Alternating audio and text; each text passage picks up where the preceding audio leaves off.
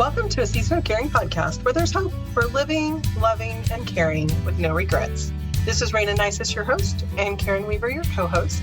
Today, we're going to take an opportunity to visit a little bit about my book, No Regrets, Hope for Your Caregiving Season. So Karen, I know you've had a chance to read through it, so where do you think we should start in sharing with our audience about the book? Okay, well, I think we should start just talking about the decision when your family decided to keep your dad at home. I'm really curious, and I think it would be helpful to our listeners. How did you get to that conclusion? And what do you think are important steps to making a good decision as a family? Can be so tricky. Family dynamics are tricky, aren't they? So starting off, I think one of the most important things is just really exploring all your options. So many times, I think we just get on a path and that's where we go. And we never really even think about other choices. I know that's kind of where we were. We knew Dad had asked us to stay at home as long as possible. But once his sister needed to leave the home, it just seemed like the only choice was to put him somewhere else. And that's where we started. We were looking at places available, but I wasn't comfortable with that. I don't know. We just really were kind of struggling with what are we going to do? So one of the things we did was we made an appointment with the Alzheimer's Association. And we went in and had a conversation with one of their counselors. I didn't think it helped me tremendously because I really felt like they were more saying placement was kind of the best choice. Okay. I didn't feel that way, but that seemed to be what the counselor was feeling. Looking back, I think she was probably concerned for my aunt because my aunt was in the situation right now and my aunt was feeling very burnt out. And I think she was feeling like we weren't hearing her, but we were just trying to figure it out, but I did feel like having the conversation helped me see a little bit more where my sister was. It also honestly helped me realize I don't really like this choice. And talking about it made me go, this isn't what I want to do. I still didn't know what we were going to do, but I at least felt like, this really isn't what I feel like I need to do. I got more resolute in the feeling that there had to be another choice. Right. The other thing that was really helpful with that was they gave us resources. So there was a list of in-home care companies. There was a list of day stay companies, and then there was a list of residential options. So that let us see what was available in our area. We were able to then go and look at choices that had specialized care for Alzheimer's patients. And that helped us to see even more what was going to be a good fit for us. Right. We'll talk a little bit more about that. Talk a little bit more about, when you went to that memory care unit, when you heard that door and when you really thought about your dad and who your dad was as a person and what were those emotions that came up for you and even, how your husband responded in the midst of all this. I think that was definitely worth sharing as well. We went to a couple of different places and, honestly, they were as nice as a hotel. Most of them were kind of laid out in that way. And the room was about the size of a hotel room. And a lot of people were sitting around. There wasn't a lot of activity, which immediately made me go, I don't know. You have to keep in mind, my dad, though he was 81, he was physically fit. He was still playing volleyball 3 times a week. He was still going to the gym 3 times a week, swimming, lifting weights. He just was very physically fit. So for me to look around and see these other people who were in a wheelchair, just sitting, napping, that kind of thing, at this point in his life, he wasn't doing those things. And so, one of the last places I visited, as I was leaving, I just heard that door slam behind me and that lock click. And tears immediately came to my eye. And I just thought, I just don't see him there. I cannot imagine him being locked in that small of a space and having to stay there. And again, it wasn't that it wasn't nice. And they seem to have courtyards where he might be able to go out and get some air. But at this point, he was still raking the yard. And he just so loved to be outside and active that I just couldn't see it fitting. So as I came home after that visit, it was around Christmas and my husband had been in town with me and came back to my dad's house. And I just broke down crying. And I just said to him, I just don't see him there. Farmer just said to me, then don't do it. I'm like, then don't do what? You know? He said, then don't put him there. He said, Rayna, if you need to move here and take care of your dad, then that's what you need to do. And it was just like, oh, that was so freeing to hear. It wasn't that simple. Don't get me wrong. I was teaching 4.5 days a week at that point. You know, we had a farm, we had a high school age kid at home. There was a lot on my plate. So it wasn't just that simple. Oh, okay, I'll just move here and take care of him. But it gave me permission to say, what else could this look like? It doesn't have to look like that. So what could it look like? I think most of the time as caregivers, we think immediately they need to move in with us. We need to move in with them. I mean, this big, huge change that needs to happen. And sometimes it does, but sometimes it doesn't look like that. Sometimes it looks a third way or a fourth way. And I think with the resources from the Alzheimer's Association, then I was able to look at the list of in-home care and start making phone calls and asking questions. Do you do 24/7 care? What happens? How do you do that? You know, the thought of having someone live in a home without a permanent other person living with them, it just was like, how do you get groceries? How do we pay bills? How do we, there's so many pieces involved in that, that it was like all of these questions started coming. But I got a hold of a person that was just really helpful and answered those questions. And we talked many, and I sat down and looked what it looked like. And I thought, I think I can leave after teaching on Thursdays and I can stay with Dad through Sunday, and I can hire 24/7 care for the rest of the time. And I thought, I'm just going to ask my sister what she thinks. And so I just called and said, hey, this is how I'm feeling. When I went there, I just couldn't see Dad there. I knew the people were really nice. The place was I just couldn't see him living there.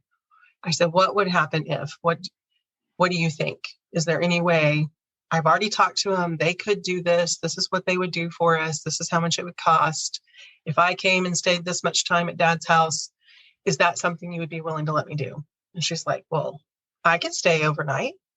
And I'm like, okay. Because she has elementary age kids. And I was like, she said, I need to be able to be home in time to get them on the bus, but I could come after they go to sleep and go back home, wake them up and get them ready for the day. And I was like, okay, if you did that, that would save us this much money, because we're paying somebody to sleep there. And so I was like, okay, that's 2 nights. And then as I talked to my dad's sister about the option, what if I were to do this and Robin can do this? And she, well, I would love to have time with your dad. I just can't live with him anymore. Well, what does that look like for you? And she's like, well, I think if I came over at 4:00 in the afternoon, we could cook dinner together and we can take the dog for a walk together. And then I could get him to bed at night and spend the night here. And I think I could do that 2 nights a week. And oh, okay. Well, that cut back even more of what we'd have to hire. And so that's kind of how the conversation started was, what if, let's give it a try. Yeah.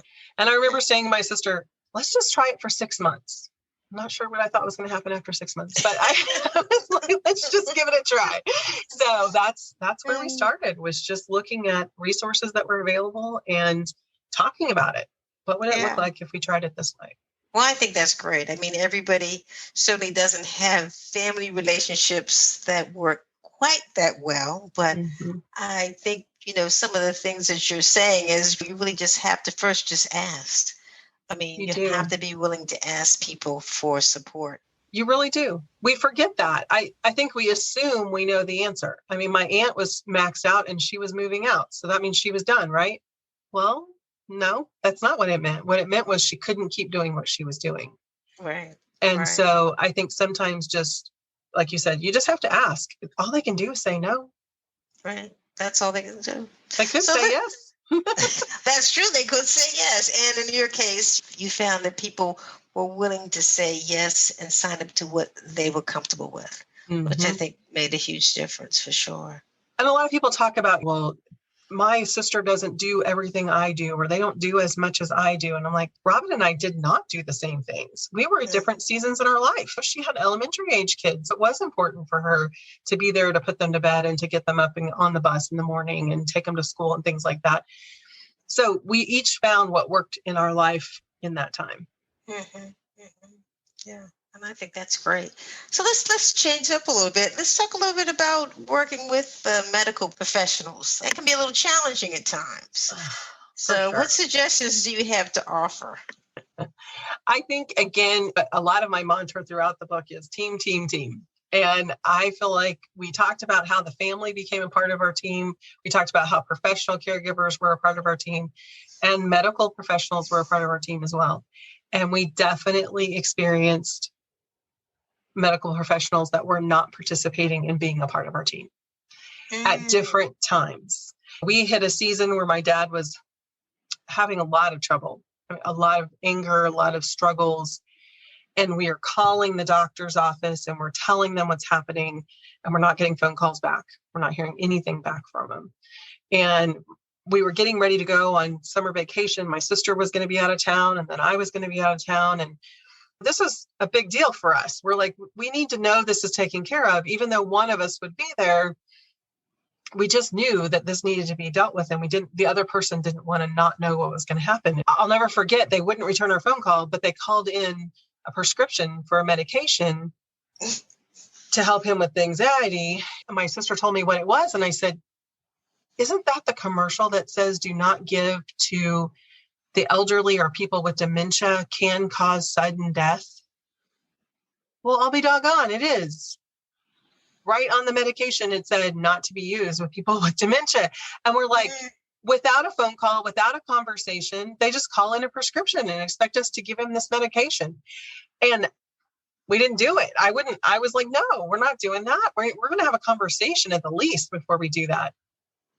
And eventually I got to a point where I was like, I'm not working with these people anymore. They're not talking to us. They're not listening to us. They're not the right. I just got on the internet and started searching. What can we find? Where can we find other people that will specialize in this, that will listen to us? And, we tried another psychologist. It worked for a little while, but long-term it did not work. They just continued to put my dad on more and more medications. At one point, he was on 14 different prescription medications. Wow. It was just crazy. And so finally, I found a doctor who was a concierge doctor who was willing to sit down with my sister and I, look at that med list and talk about what our goals were for my dad, how he was doing, what struggles we were having, and really listen and help problem solve with us and help us get him off of some of the medications. And so we really found that when we found the right people for our team, it totally changed everything. And I think it can be hard because you don't want to I was never disrespectful to the medical profession, but at the same time, I just didn't feel like they listened to me. And so that was the big piece for me, is you have to hear our concern. You have to understand. My dad, after he had the cancer surgery, he developed MRSA. And it just seemed like from that point on, we had this underlying infection issue that would rear its head and would cause problems. And it was so hard to get somebody to really listen to us about the struggles with that, because he wouldn't have typical symptoms. Like he wouldn't run a fever, but yet he'd be crazy. And our caregivers probably know when UTI or different types of infections can really impact the brain. And so his behaviors were obviously something was wrong, but they wouldn't take that. They wanted to have a urine sample. Well, that's easier said than done when you're talking to somebody with Alzheimer's, I don't know how many of you have tried to get a urine sample, but man, that can be a tough trick sometimes. We tried hiding the hat in the toilet and he'd take it out, and it could be quite a drama. So really finding the people that listened and understood the struggle was so important for us. Yeah. But I think also tracking the medications, tracking the side effects, tracking the changes. And I have available on noregrets-book.com at the very bottom are free resources. And I have our sample chart, which is also in the book, of how we kept track of the medication. And my sister did an amazing job of every time a change was made, documenting that so that we could go back in the history. The number of times she would catch something, the doctor would say, well, let's increase this. And she'd be able to look at our little spreadsheet and say, we tried that 2 years ago. And this is what happened. This is why it didn't work. So because that history was so important, having it right there on that spreadsheet is really helpful. So I have that resource for free that you can download a copy of that spreadsheet for yourself to be able to track and just see all the things, because med lists are, for me, they were simple. Okay, this is what I'm taking, how much I'm taking, but this includes who prescribed it, what it looks like, even like the color and the shape of the pill, so that when you drop that pill box or when the doctor says stop giving that medication, you know exactly what that looks like, even if the pill bottle's empty. So Absolutely. she had amazing tricks. And so that's a free resource that's available.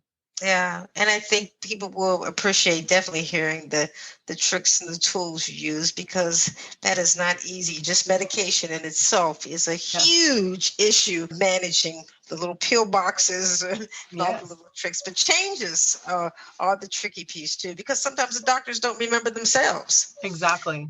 Why a change was made. So we know that everyone says that caregiving is a season. And certainly when you're in the midst of the caregiving season, you don't necessarily think about always the end, because you're too busy trying to keep up with just the day-to-day of it all. But you do talk about the fact that the season will end.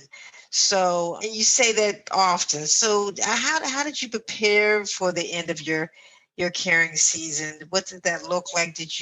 Were you able to prepare, or not really until after it was over with? Talk a little bit about that. I think that's one of the trickiest things, because there can be so much guilt in feeling like you've put your life on hold for this unknown period of time. And when we're out of the season, we're going to get to have more time in these other things that we kind of are looking forward to. And that makes us feel kind of guilty. It can be really tricky because obviously nobody knows how long the season's going to last. And most of the time, I think it lasts longer than we imagined. I mentioned earlier, I said to my sisters, let's do this for 6 months. I don't think I expected him to be gone in 6 months. I mean, I knew that we would just need to reevaluate, but I certainly didn't expect to do it for 4.5 years. When we walked into it, it wasn't like I was thinking, oh, this is the rest of his life. And I do think it's difficult. I don't know that I prepared for it. I thought I was prepared for it, but it definitely was a surprise. And I think probably for most people, it is a surprise. You're taking care of someone who has a terminal illness, who has heart failure, but you live with that. And like you said, you're surviving. You live with it every day. You look at the symptom or the behavior or whatever's happening right here and right now, and you deal with it. And you overcome it and you move to the next thing. The one thing I did do for the last year of my dad's life, because of my personality and knowing myself well, I'm a fighter. And you don't really want to get in the way. So I knew that, and I was fighting for him. I was fighting in the medical profession for him. I was fighting with employees at times for him. I was fighting. That was a lot of what my role was, to be his advocate and to be dogmatic about that. But on the same side, I knew in my heart that I ran the risk of fighting beyond his fight. And so my prayer became, Lord, help me to know when it's time to stop fighting. Help me to be his advocate and to be his voice, but it has to be his. And don't let me get lost in it, just fighting for the fight. And so I really did pray very consistently that the Lord would help me to know when it was time to let go, because I knew my nature was not to do that. I knew my nature was not to let go. And so it was something I was very aware of.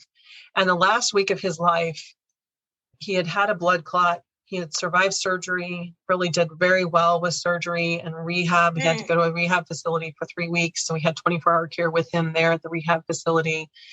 And he was walking again and really seemed to be doing pretty well. I mean, we weren't back to where we were, but we had made progress going forward. And so we had done some things in the basement and moved him into the basement of the house. So he left rehab and came home. And we really thought this is where we were. We had in-home care coming. We had PT coming. We had all of these things that were helping us to progress towards healing. And he was doing well. But each morning, my prayer was, Lord, make sure that I'm ready to let go when it's time to let go.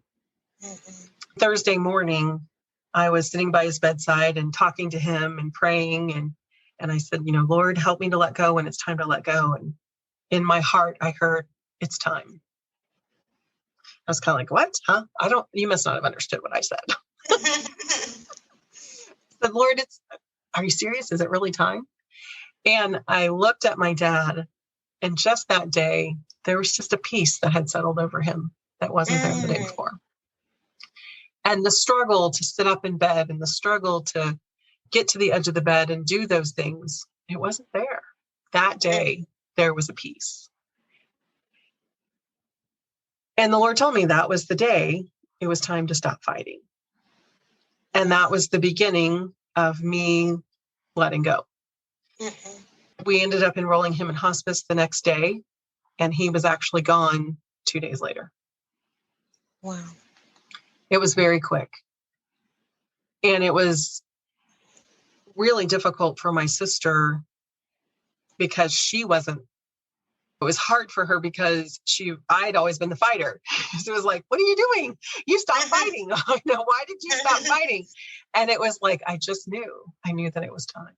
But I don't know that you always get that chance to know that, but it was definitely something that helped me to be able to let go when I needed to. But we fought hard all the way up until that point. So I think it can be a real surprise. And the one thing I would encourage caregivers to understand is that though there's a lot of grief and though there's a lot, especially in a terminal illness with someone that is at that point in their life, don't be surprised that it will be harder than you think. Mm-hmm. So I think grief is a hard thing. And I'm thankful for the grief that I experienced throughout his decline. But after losing him was a whole different ballgame. Well, certainly it's also a testimony to your faith and how big faith played a part in you being able to navigate the whole process, but certainly being able to navigate the end, which is a surprise, but not a surprise. You know, all at the same time is probably the best way to put it, because I think that death does come as a surprise, but then it's not a surprise when you look at what's really happening to the person. Yeah. In the thick of it, I think it does feel like a surprise, but looking back, like you said, it's not a surprise. Right. Absolutely. Well, thank you so much for all of that sharing, the richness of it. Is there anything else you want to pass on to listeners before we close? I think just a reminder, again, that No Regrets is available at all major retailers. You can also visit noregrets-book.com to find those extra resources, as well as I will be walking through No Regrets in a community-based setting here in June and July. So you can learn more about that as well. The opportunity for us to talk through chapters, actually get on Zoom together and have some Q&A time, and just really have an opportunity to walk through the book with me as well. And I would love to invite anyone to join me in that. There's no fee for that. Just buy the book and sign up. And I'd love to be able to talk with you more about the experiences that I have. Well, that sounds great. So listeners, if you are a caregiver, this is an opportunity for you to have some one-on group time with Rayna, talking about her experiences and how that can support you on your journey.